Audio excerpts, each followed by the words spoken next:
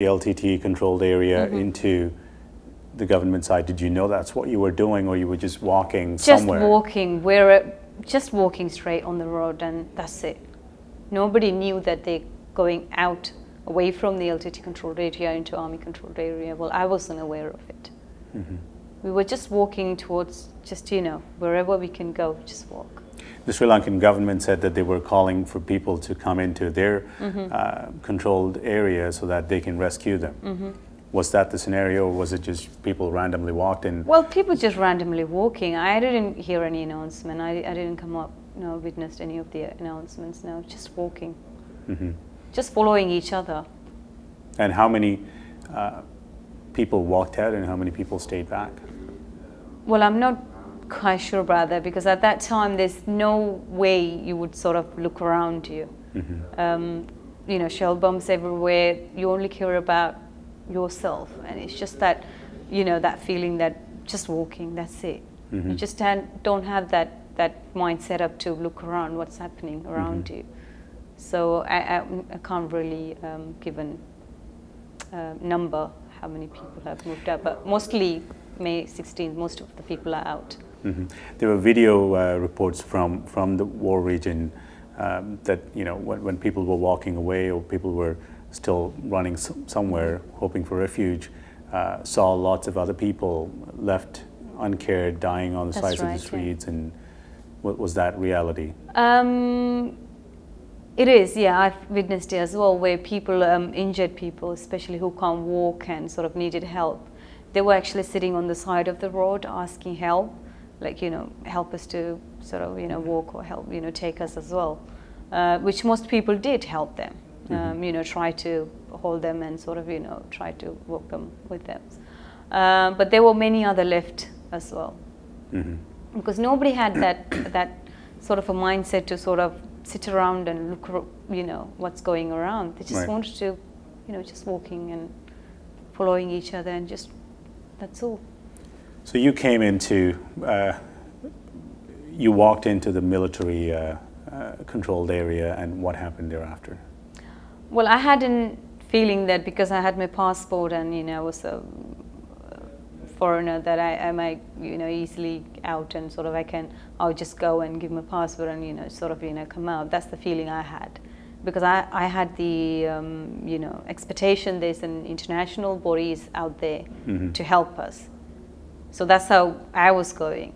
But only after, on the May 18th, when I went into the camp, I realized that that's it. There's no way out from here. I'm in a prison, and you know, it's not going to be an easy way out. And the shocking news was that until about 2-3 days, I haven't seen any of the international organizations. Nobody came around. Nobody was there. It was only UNHCR. Then about 3 days after they came in, that I was able to talk to someone who can speak English, as well as, you know, someone who I can explain the situation. Then only sort of, you know, I start helping, getting help. And then, and obviously, you somehow managed to get out of there.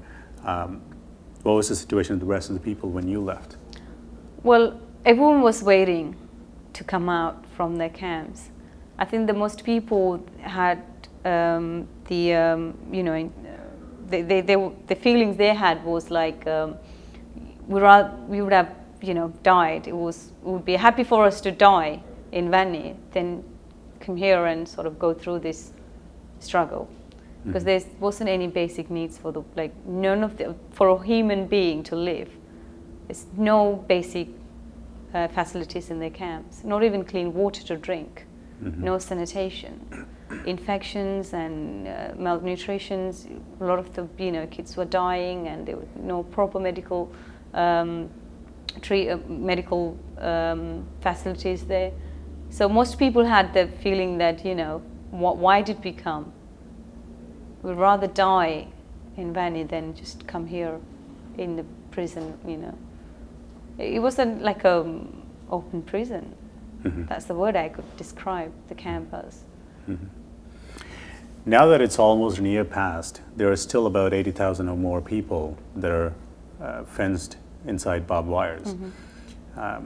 What do you tell the world about the conditions of those people, and have you had any contacts with any of those people since? Well, I had most of my friends and relatives in the camps. I was, keep talking to them and sort of, getting what's happening and current situation there. Even though most people are away, out from the camps, people are still not satisfied. They're not still happy because they've been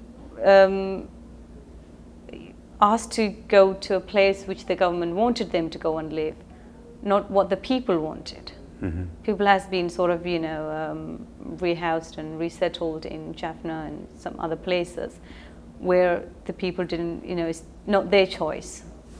They were asked to go, forced to go and stay. So in that way, I think, we as diaspora community has to do a lot of the work to give them, the people, some sort of a relief from all this. Mm-hmm. And we have the biggest responsibility to do something. And I mean, how I see the international is that they wanted to, in the sort of, in the process of trying to eliminate the LTT, the international community has intentionally let the Tamil civilian die, and they still continue to do that. Continue to make them suffer. And we as the diaspora Tamil community need to stop that. We need to help our people. It's our people. Mm-hmm. Well, let me ask you this. As someone who's been there, been through that experience, been an eyewitness to a lot of these things, your position is very different from most of us or most others.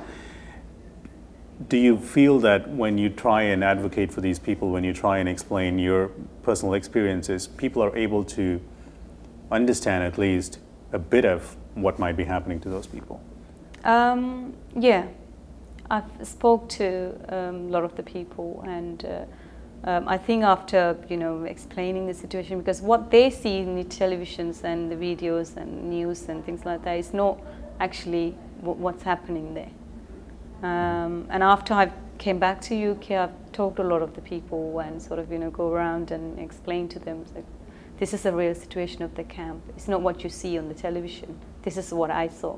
This is what I witnessed.